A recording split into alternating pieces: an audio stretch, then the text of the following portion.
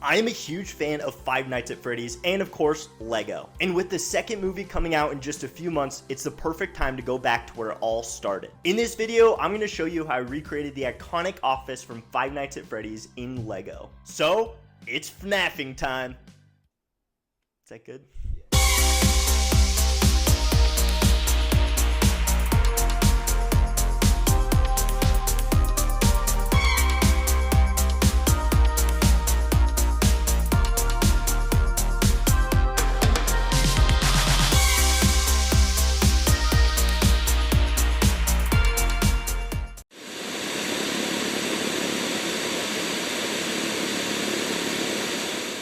I'm a huge FNAF fan. I played the first game back in 2014 and I've been hooked ever since. Still, to me, the first 4 games especially have a certain feel to them that the later games haven't been able to replicate. I remember going on Scott Cawthon's website and seeing the teasers for FNAF 4, or watching countless theory videos trying to decipher the game's lore, or playing Help Wanted on VR and being terrified of seeing the animatronics face to face. They're like 9 feet tall in that game. Not to mention, I have the first 4 games downloaded on my Xbox at all times and replay them very frequently. In recent years, FNAF fans have been lucky enough to get a movie based on the first game, with the second movie coming out later this year, which I can't wait to watch. And I was lucky enough to go to Halloween Horror Nights at Universal Studios Orlando and go through the Five Nights at Freddy's haunted house twice. So hopefully it gives you a bit of my background as a FNAF fan, and now maybe you'll think I'm somewhat qualified to take on this task. I want to recreate the office from the first Five Nights at Freddy's game in Lego, and this won't be as easy as you might think. Our first step is to analyze the office from the game and pick out as many details as possible so we can make this build as accurate as possible.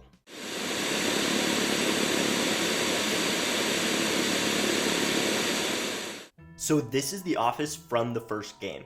And right off the bat, this place is dingy. The room itself has black and white checkered pattern with a red border that we'll definitely want to include in ours, as it is a very recognizable part of the pizzeria.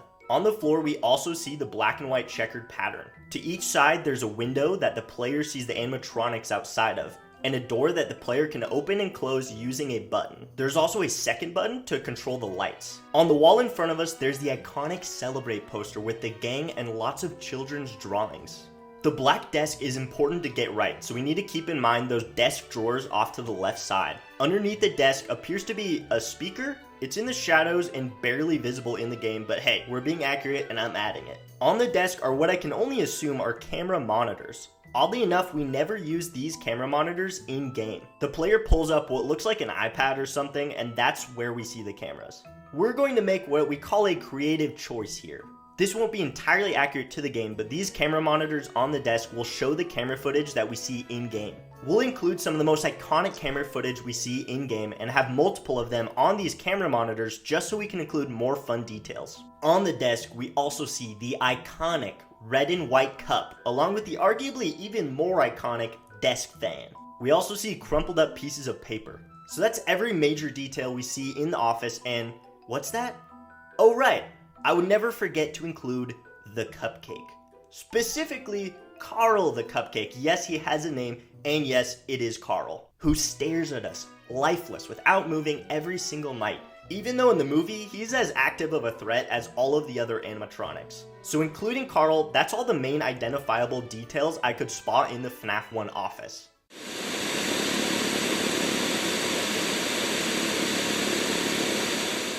I designed the build in Bricklink Studio. I'm still fairly new to Studio, so this was a bit tricky for me. I personally prefer to build with real Lego, but the goal of this is to give you guys some instructions you can use for yourself. For now, it's about choosing the size and scale of our build and including all those details we talked about that I'm going to include using bricks. For things like the poster, monitors, kids' drawings, and Carl the cupcake, well, we will get to those later on in this video. I included the checkered floor, checkered wall tiles, doors, windows, buttons, and the desk. The desk has the drawers and underneath has that speaker. Guys, is this thing a speaker? Does anyone know? I've literally never seen anybody point this thing out before. I have no idea what it is. Well, anyways, it's there. I also built the desk fan and the red and white cup, which should appease all the FNAF fans. There's even this flower piece in white to represent a crumpled up piece of paper. How exciting! My first major issue came up when deciding how to include the doors, which you can open and close when the animatronics appear in your doorway. At first I really wanted to include some sort of Technic function, so you could actually raise and lower the door just like the game. But the more I looked into it, I realized there would be all these Technic gears and beams above the office that would cover up the office and hide all the details. After all, I am planning to display this in my LEGO room and I want it to look appealing. On the other hand, I didn't want to not include the doors at all, or on the other hand, have the doors permanently mounted on the build in a closed position. So here's what I came up with.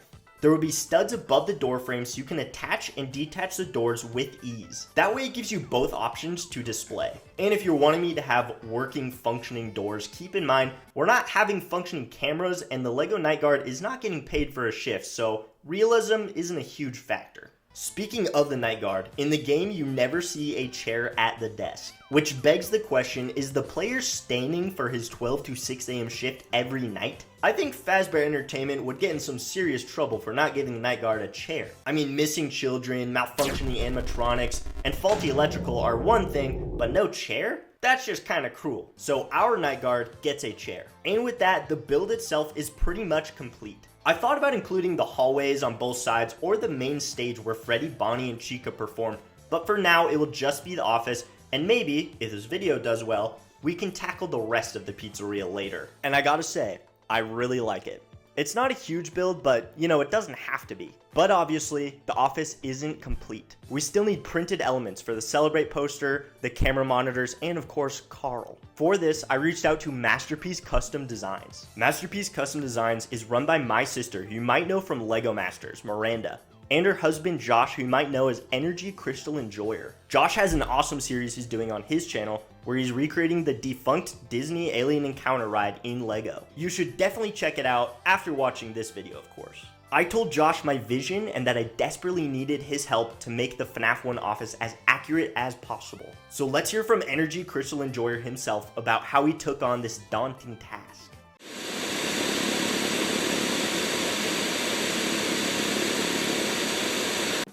Hey everyone, I'm Josh, graphic designer for Masterpiece Custom Designs. I'm going to give you a little bit of insight into my process. When we are collaborating with Percival Bricks, we'll either design a print that Drew will base his build around, or Drew will be building and he'll leave a blank space where he needs us to come in and fill in the extra detail. With the office build, we went back and forth to discuss what pieces should be printed and where they would be used in the model. However, I don't personally have a lot of experience with Five Nights at Freddy's, so before I did anything, I needed to do my research, which I wasn't super excited about because I have this weird thing where every time I play a video game, it feels like it's happening to me in real life. I've got all my lights on because I can't handle this game. Oh! I just got jump scared by the title screen. Oh! Frick, dude! Oh, frick, dude. Foxy, go back in the curtain. Oh, I can't deal. Oh, no. Oh, yeah. Frick, dude. Oh, man. The freaking 6 a.m. jump scared me so bad. The bird thing was just staring right in the lens of the camera. Oh, it's like... Ugh. When I played this before, that freaking thing came out of the pirate cove and ran down the hallway into the office with no warning. What was that? The thing freaking popped up on the screen and said it's me. What is that? Oh, they've got extra teeth on the inside of their mouths. It did it again. It flashes and it says it's me. What is that? I might pull through this. I might. It's possible. It's very possible. What's that noise? I'm gonna get jump scared, aren't I?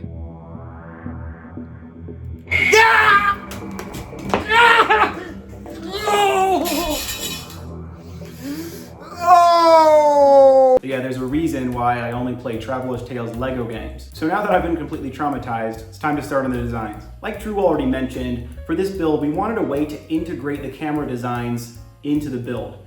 In the game, it's on like an iPad or something, and we wanted to represent that in the physical space of the office. So I decided to go for some of the moments that scared me most while playing the game. We've got Foxy coming out of Pirate's Cove. We've got Bonnie getting really freaking close to the camera trying to smell me through the screen. And we've got Chica doing the Kubrick stare in the hallway.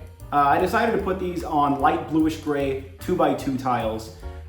If I was to put them on white, I didn't want the white edge of the piece to be seen in the build. I thought gray would be a little more subtle. It's always really important to consider what the pieces are going to look like once they're in the build. For the back wall, Drew left spaces for two 1x4 panel pieces. One of those is going to have a Celebrate poster, and the other one is going to have the children's drawings on it. Because these are going to be used in a Lego mock, I adapted the designs from the game a little bit to fit better within a Lego world. In the drawings, you'll see that the children who drew them depicted themselves as Lego minifigures. And in the poster, I created minifigure versions of the animatronics. If this were a real Lego set, these would probably be stickers because they use more than 4 colors. You'll notice that on official Lego prints, they usually don't have more than this because Lego uses pad printers. In a pad printer, each individual color has its own metal plate with that design etched into it. And so it's a lot more efficient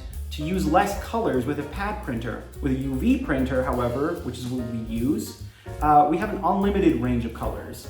But in order to help the pieces fit better within people's existing Lego collections, I like to restrict the color palette to only a few colors, although on these pieces I did have to bend the rules a little bit. I also like to use fewer colors to make sure the design isn't too busy.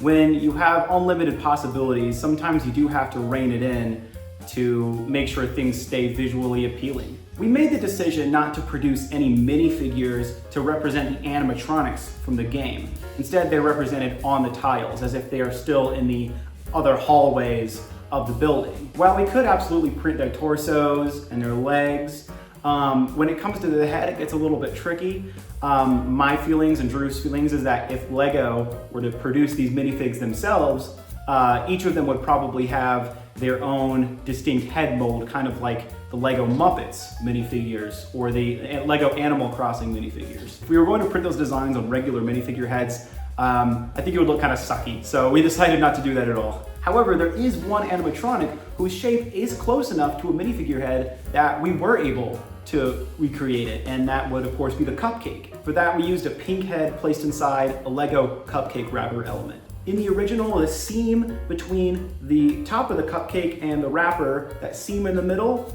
is the mouth. But in order to adapt that into the Lego form, I kind of had to move that up a little bit on the print. When making custom minifigures or pieces, the question is always, how do I adapt this to fit within Lego proportions? And the answer to that is always, what would Lego themselves do?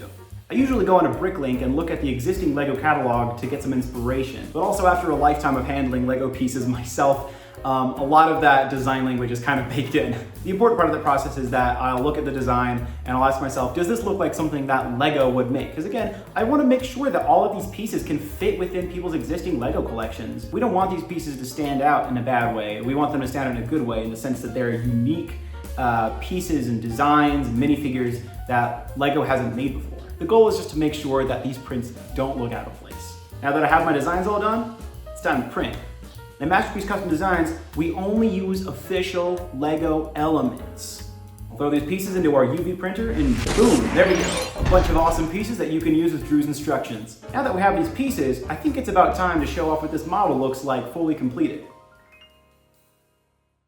And now, the moment you've all been waiting for. Here's the grand reveal of my Five Nights at Freddy's office.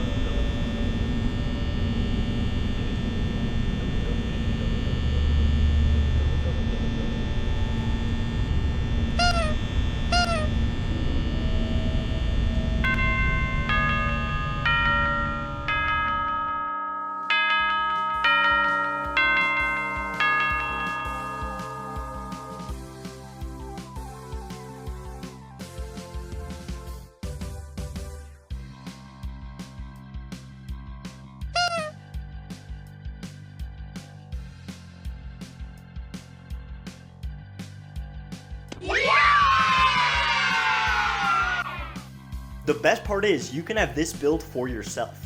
Go to Masterpiece Custom Design's website, linked in my description, where you can purchase the printed elements along with the instructions for my build. But how do you think I did? Drop a comment down below and let me know what you think of this build, and thank you so much for watching. Also, you probably noticed my awesome t-shirt that I was wearing this whole video. I got this at Halloween Horror Nights at Universal Studios. I'm really proud of it. That's all.